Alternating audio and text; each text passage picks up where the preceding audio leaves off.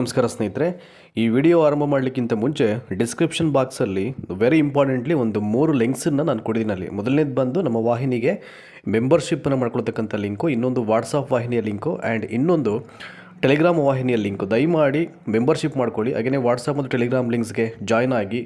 So ನಾನು ಏನಕ್ಕೆ ಹೇಳ್ತಿದ್ದೀನಿ ಅಂತಂದರೆ, ಇವತ್ತಿಂದ ಮ್ಯಾಕ್ಸಿಮಮ್ ನೆಕ್ಸ್ಟ್ 7 ಡೇಸ್ ತನಕನೂ ನಾನು ಏನೇನು ಟಿಗೆ ಸಂಬಂಧಪಟ್ಟಂಥ ಮೆಟೀರಿಯಲ್ಸನ್ನು ಕಲೆಕ್ಟ್ ಮಾಡಿದ್ದೀನಿ ಎಲ್ಲವನ್ನು ವಾಟ್ಸಪ್ ಮತ್ತು ಟೆಲಿಗ್ರಾಮ್ ಈ ಎರಡೂ ವಾಹಿನಿಗಳಲ್ಲಿ ನಾನು ಶೇರ್ ಮಾಡ್ತಾ ಬರ್ತೀನಿ. ಸೊ ದಯಮಾಡಿ ನೀವೆಲ್ಲರೂ ಅದನ್ನು ಡೌನ್ಲೋಡ್ ಮಾಡಿ ರೆಫರ್ ಮಾಡಲಿಕ್ಕೆ ಅನುಕೂಲ ಆಗುತ್ತೆ. ಆ್ಯಂಡ್ ಹಾಗೆಯೇ ಡಿಸ್ಕ್ರಿಪ್ಷನ್ನಲ್ಲಿ ಒಂದಷ್ಟು ಈ ಪ್ರೀವಿಯಸ್ ಇಯರ್ ಟಿ ಮತ್ತು GPT ಈ ಪ್ರಶ್ನೆ ಪತ್ರಿಕೆಯನ್ನು ಬಿಡಿಸಿರ್ತಕ್ಕಂಥ ಒಂದಷ್ಟು ಲಿಂಕ್ಸ್ ಇದೆ. ಅದು ಎಜುಕೇಷನ್ ಸೈಕಾಲಜಿಗೆ ಸಂಬಂಧಪಟ್ಟದಾಗಿರ್ಬೋದು, ಸೋಷಿಯಲ್ ಸೈನ್ಸ್ಗಾಗಿರ್ಬೋದು.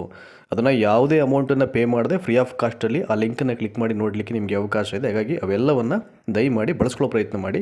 ಸೊ ವಿಚಾರಕ್ಕೆ ಬರೋಣ. ಈಗ ನೋಡಿ, ಈ ಕರ್ನಾಟಕ ರಾಜ್ಯ ಶಿಕ್ಷಕರ ಅರ್ಹತಾ ಪರೀಕ್ಷೆಗೆ ಸಂಬಂಧಪಟ್ಟ ಹಾಗೆ ಇನ್ನೂ ಸಾಕಷ್ಟು ಜನರಿಗೆ ಅಲ್ಲಲ್ಲಿ ಗೊಂದಲ ಇದೆ. ನಾನು ಹೇಳ್ಬಾರ್ದು ಅಂತಿದ್ದೆ, ಸೊ ಮ್ಯಾಕ್ಸಿಮಮ್ ನನಗೆ ಟೆಕ್ಸ್ಟ್ ಬರ್ತಾ ಇರ್ತಿದೆ. ಸೊ ಹಾಗಾಗಿ ಎಲ್ಲರಿಗೂ ಒಂಚೂರು ಕ್ಲಿಯರ್ ಆಗಿಬಿಡಲಿ ಅಂತ ಅಂದ್ಕೊಂಡು ನಾನು ಇದನ್ನು ಹೇಳ್ತಾ ಇರುವಂಥದ್ದು. ಅಂದರೆ ವರ್ಷಕ್ಕೆ 2 ಸಲ TET ಎಕ್ಸಾಮಿನೇಷನ್ ಕಂಡಕ್ಟ್ ಆಗುತ್ತಾ, ಇದ್ರ ಬಗ್ಗೆ ಮಾಹಿತಿ ಅಂತ ಅಂದ್ಬಿಟ್ಟು ನೋಡಿ. ಸದ್ಯದ ಪರಿಸ್ಥಿತಿಯಲ್ಲಿ ವರ್ಷಕ್ಕೆ 2 ಸಲ ಈ ಕರ್ನಾಟಕ ರಾಜ್ಯ ಶಿಕ್ಷಕರ ಅರ್ಹತಾ ಪರೀಕ್ಷೆ ಕಂಡಕ್ಟ್ ಆಗುತ್ತೆ ಅನ್ನಲಿಕ್ಕೆ ಸಂಬಂಧಪಟ್ಟ ಹಾಗೆ ಯಾವುದೇ ರೀತಿಯ ಇಲಾಖೆಯ ಪ್ರಸ್ತಾವ ಇರೋದಿಲ್ಲ. ಅವೆಲ್ಲವೂ ಕೂಡ ಫೇಕ್. ಹಾಗೇನಾದರೂ ಯಾರಾದರೂ ಸುದ್ದಿಯನ್ನು ಹಬ್ಬಿಸಿದ್ರೆ ಅದು 100% ಅದು ಫೇಕ್ ನ್ಯೂಸ್ ಆಗುತ್ತೆ, ಆಯಿತಾ. ಸೊ ಇದು ಅಪ್ಡೇಟ್ ಯಾವಾಗಿತ್ತು ಅಂತಂದರೆ, ಅದು ಕೂಡ ಅಫಿಷಿಯಲ್ ಆಗಿರಲಿಲ್ಲ ಅಪ್ಡೇಟ್. ಅದು ವರ್ಷಕ್ಕೆ 2 ಸಲ TET ಎಕ್ಸಾಮ್ ಮಾಡಬೇಕು ಅಂತ ಅಂದ್ಬಿಟ್ಟು, ಅಂದರೆ BJP ಗೌರ್ಮೆಂಟ್ ಇದ್ದಂಥ ಒಂದು ಸಂದರ್ಭದಲ್ಲಿ BC ನಾಗೇಶ್ ಅವರು ಇದ್ದರು. ಅವರು ಎಜುಕೇಷನ್ ಡಿಪಾರ್ಟ್ಮೆಂಟು ಆ ಖಾತೆಯನ್ನು ನಿಭಾಯಿಸ್ತಾಯಿದ್ರು. ಅವರು ಒಂದು ಟೈಮಲ್ಲಿ ಅವ್ರ ಟ್ವಿಟರ್ ಖಾತೆಯಿಂದಾಗಿ ಅಲ್ಲಿಂದ ವರ್ಷಕ್ಕೆ 2 ಸಲ TET ಎಕ್ಸಾಮ್ ಮಾಡಬೇಕು ಅಂತಕ್ಕಂಥ ಒಂದು ನಿರ್ಣಯ ಇದೆ ಅಂತ ಹೇಳಿದ್ರು ಹೊರತು, ಅದು ಐ ಥಿಂಕ್ ಸ್ಟೇಟಲ್ಲಿ ಆ ಪರೀಕ್ಷೆಗೆ ಸಂಬಂಧಪಟ್ಟ ಹಾಗೆ ಅದು ಅಧಿಕೃತವಾಗಿ ಅದು ಜಾರಿ ಆಗಲೇ ಇಲ್ಲ. ವರ್ಷಕ್ಕೆ 2 ಸಲ ಎಕ್ಸಾಮ್ ಕಂಡಕ್ಟ್ ಮಾಡಬೇಕು ಅನ್ನಲಿಕ್ಕೆ ಸಂಬಂಧಪಟ್ಟ ಹಾಗೆ. ಅದಾದ ನಂತರದಲ್ಲಿ ಕಾಂಗ್ರೆಸ್ ಗೌರ್ಮೆಂಟ್ ಫಾರ್ಮ್ ಆಗುತ್ತೆ. ಈಗ 3 ವರ್ಷಕ್ಕಿಂತ ಜಾಸ್ತಿ ಆಯಿತು ಕಾಂಗ್ರೆಸ್ ಗೌರ್ಮೆಂಟ್ ಇಲ್ಲಿ ರೂಲಿಂಗ್ ಮಾಡಲಿಕ್ಕೆ ಸ್ಟಾರ್ಟ್ ಆಗಿ. ಸೊ ಕ್ಲಿಯರ್ ಕಟ್ಟಾಗಿ ಹೇಳ್ತಾ ಇದ್ದೀನಿ, ಈ ಅರ್ಹತಾ ಪರೀಕ್ಷೆ ಏನಿದೆ ಇದು ಕೇವಲ ವರ್ಷಕ್ಕೆ 1 ಸಲ ಮಾತ್ರ ಏನು ಕಂಡಕ್ಟ್ ಆಗ್ತದೆ ಅದ್ರ ಬಗ್ಗೆ ಮಾತ್ರ ಮಾಹಿತಿ ಇರುವಂಥದ್ದು. 2 ಸಲ ಮಾಡೋಕ್ಕೆ ಸಂಬಂಧಪಟ್ಟ ಹಾಗೆ ಯಾವುದೇ ರೀತಿಯ ಅಧಿಕೃತವಾದ ಮಾಹಿತಿ ಇಲ್ಲ. ಈಗ ನಿಮಗೆ ಕನ್ಫ್ಯೂಷನ್ ಕ್ಲಿಯರ್ ಆಯಿತು ಅಂತ ಭಾವಿಸ್ತಾ ಇದ್ದೀನಿ. ಆಮೇಲೆ ತುಂಬ ಜನ ಟೀಚರ್ ರಿಕ್ರೂಟ್ಮೆಂಟ್ ಸಂಬಂಧಪಟ್ಟ ಹಾಗೆ ಅಥವಾ ಇನ್ನೊಂದು ಬೇರೆ ವಿಡಿಯೋಸ್ ಮಾಡಿದ್ರು ಕೂಡ ಸ್ಟಿಲ್ ಇವತ್ತಿಗೂ TET ಎಕ್ಸಾಮ್ ಯಾವಾಗ ಅಂತ ಕೇಳ್ತಾ ಇರ್ತಾರೆ. ಸೊ ಇಲ್ಲಿ TET ಎಕ್ಸಾಮ್ ಯಾವಾಗ ಅನ್ನೋದಕ್ಕಿಂತ ಮೊದಲು ಇಲ್ಲಿ ಐ ಥಿಂಕ್ CET ಎಕ್ಸಾಮ್ ಆಗಬೇಕು. That is very important. ಈಗೇನಾಗ್ಬಿಟ್ಟಿದೆ, 1000 ಸಂಖ್ಯೆಯಲ್ಲಿ ಈ ಶಿಕ್ಷಕರ ನೇಮಕಾತಿ ಮಾಡಲಿಕ್ಕೆ ಸಜ್ಜಾಗ್ತಿದೆ ಇಲಾಖೆ. ಆದರೆ ಲಕ್ಷಗಳ ಸಂಖ್ಯೆಯಲ್ಲಿ TET ಪರೀಕ್ಷೆಯಲ್ಲಿ ಅರ್ಹತೆ ಪಡೆದಂಥ ಅಭ್ಯರ್ಥಿಗಳು ಸಾಕಷ್ಟಿದ್ದಾರೆ ಈ ಸ್ಟೇಟಲ್ಲಿ, ಅರ್ಥ ಮಾಡ್ಕೊಳ್ಳಿ ಆಯಿತಾ. CET ಎಕ್ಸಾಮ್ ಏನು ಬರೀತಾರೆ ಆ್ಯಂಡ್ ಅದಕ್ಕಿಂತ ಜಾಸ್ತಿ ಈ ಅಪ್ಲಿಕ್ಯಾಂಟ್ಸು, ಅಂದರೆ ಈ D.Ed ಮಾಡ್ಕೊಂಡವರು ಮತ್ತು B.Ed ಮಾಡ್ಕೊಂಡಿರೋ ಅಭ್ಯರ್ಥಿಗಳು ವರ್ಷ ಬರ್ತಾ ಇರ್ತಾರೆ.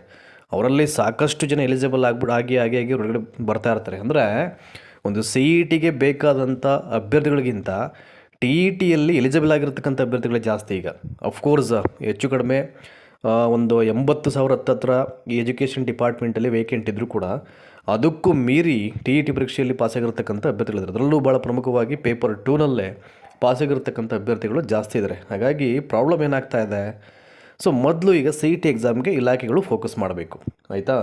ಅದು ಯೂಶ್ವಲಿ 100 ಡೇಸ್ ಅಂತ ಹೇಳಿದರೆ ಒಂದಷ್ಟು ದಿನ ಈಗ ಸ್ಪೆಂಡ್ ಔಟ್ ಆಗಿಬಿಡ್ತು ಆಲ್ರೆಡಿ. ಈಗ ಮತ್ತು ನ್ಯೂಸ್ ಸ್ಟಾಪ್ ಆಗೋದಕ್ಕೆ ಸಂಬಂಧಪಟ್ಟ ಹಾಗೆ ಮತ್ತು ಇದು ಯಾವಾಗ ಟೇಕ್ ಆಫ್ ಆಗುತ್ತೆ, ಈ ಪ್ರಕ್ರಿಯೆಗಳೆಲ್ಲವೂ ಕೂಡ ಯಾವಾಗ ಆರಂಭ ಆಗುತ್ತೆ ಅಂತ ಕಾದು ನೋಡಬೇಕಾಗಿದೆ. ಅಲ್ಲಲ್ಲಿ ಸಾಕಷ್ಟು ಹುದ್ದೆಗಳು ಮಿಕ್ಸಪ್ ಆಗಿಬಿಟ್ಟಿದೆ. ಈಗ ಅಲ್ಲಿ GPT ಹುದ್ದೆಗಳಾಗಿರ್ಬೋದು, ದೈಹಿಕ ಶಿಕ್ಷಣ ಶಿಕ್ಷಕರಾಗಿರ್ಬೋದು, ಮತ್ತು ಈ KPS ಶಾಲೆಗಳಿಗೆ IT ಟೀಚರ್ಸನ್ನು ಕೊಡ್ತಕ್ಕಂಥದ್ದಾಗಿರ್ಬೋದು, ಇವೆಲ್ಲವೂ ಕೂಡ ಮಿಕ್ಸಪ್ ಆಗಿದೆ. ಹಾಗಾಗಿ ಯಾವ್ಯಾವ ಹುದ್ದೆಗಳು ನಂಬರ್ ಆಫ್ ಪೋಸ್ಟ್ ಎಷ್ಟೆಷ್ಟಿದೆ ಅಂತ ಎಕ್ಸಾಕ್ಟಾಗಿ ಹೇಳಲಿಕ್ಕಾಗಲ್ಲ. ಬಟ್ ಅಲ್ಲಿ ಓವರಾಲ್ ಇರುವಂಥದ್ದವರು 15,000.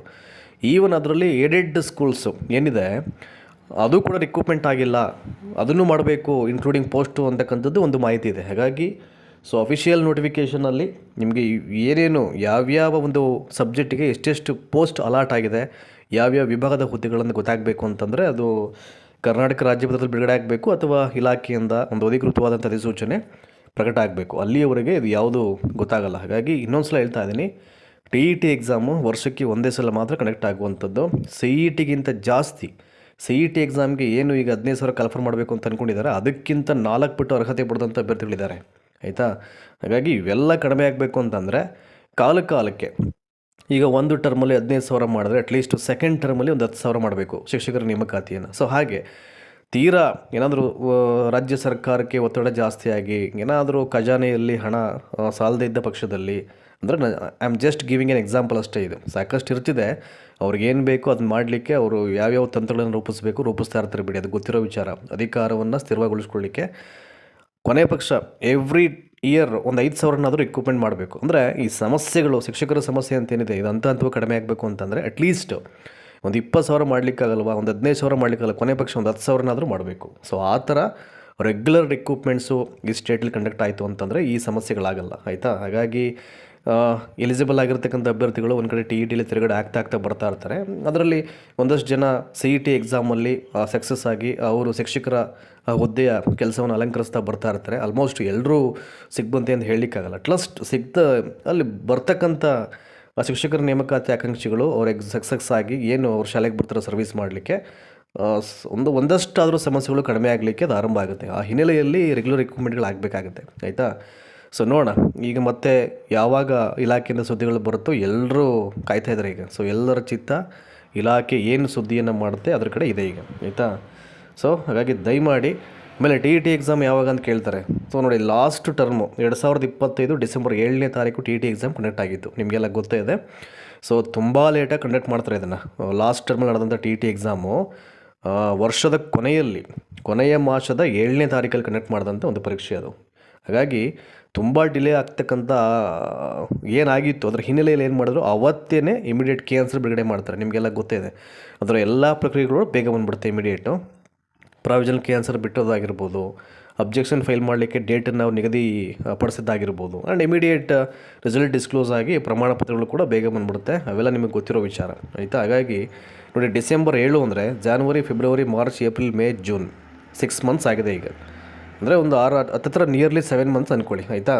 ಅಟ್ಲೀಸ್ಟ್ ಮಾಡಬೇಕು ಅಂತಂದರೆ ಒಂದು ಇಯರಿಗೆ ಲೆಕ್ಕಾಚಾರ ತೊಗೊಂಡ್ರೆ ಒಂದು ವರ್ಷಕ್ಕೆ ಒಂದು ಸಲ ಅಂತಂದರೆ ಇನ್ನೊಂದು 2-3 ತಿಂಗಳಾದರೂ ಕ್ರಾಸ್ ಆಗಬೇಕಿದು. ನಾನು ಈಗ ಮುಂಚೆನೇ ಹೇಳಿದೆ, ನಾನು ಕ್ರಾಸ್ ಆದರೆ ಆ ಪರೀಕ್ಷೆಯ ಹಿಂಟ್ಸ್ ಬಗ್ಗೆ ಒಂದಷ್ಟು ಗೊತ್ತಾಗುತ್ತೆ. ಯಾಕೆಂದರೆ ಈಗ ಡಿಸೆಂಬರ್ 7 ಲಾಸ್ಟ್ ಟೈಮ್ ಕಂಡಕ್ಟ್ ಆಯಿತು ಅಂತ ಅಂದ್ಬಿಟ್ಟು ಈಗ 2026 ಇದು ಮತ್ತೊಂದು ವರ್ಷ ಇದು ಅಂತ ಅಂದ್ಬಿಟ್ಟು ನಿಮಗೆ 6 ಮಂತ್ಸಲ್ಲೇ ಕನ್ಫರ್ಮ್ ಮಾಡ್ಲಿಕ್ಕೆ ಬರಲ್ಲ. ಅದನ್ನು ಅವರು ಒಂದೊಂದು ವರ್ಷ ಟೈಮ್ ಬಾಂಡಿಂಗ್ ಇದ್ದರೆ ಹಂಗೆ ಮಾಡ್ತಾರೆ ಅದನ್ನು ಸಮ್ಟೈಮ್ಸ್. ಹಾಗಾಗಿ ಅವ್ರ ಲೆಕ್ಕಾಚಾರ ಏನಿರುತ್ತೋ ಅದನ್ನು ಯಾರೂ ಊಹೆ ಮಾಡಲಿಕ್ಕೆ ಸಾಧ್ಯ ಇಲ್ಲ, ಆ CSEs ಎಲ್ಲರದು.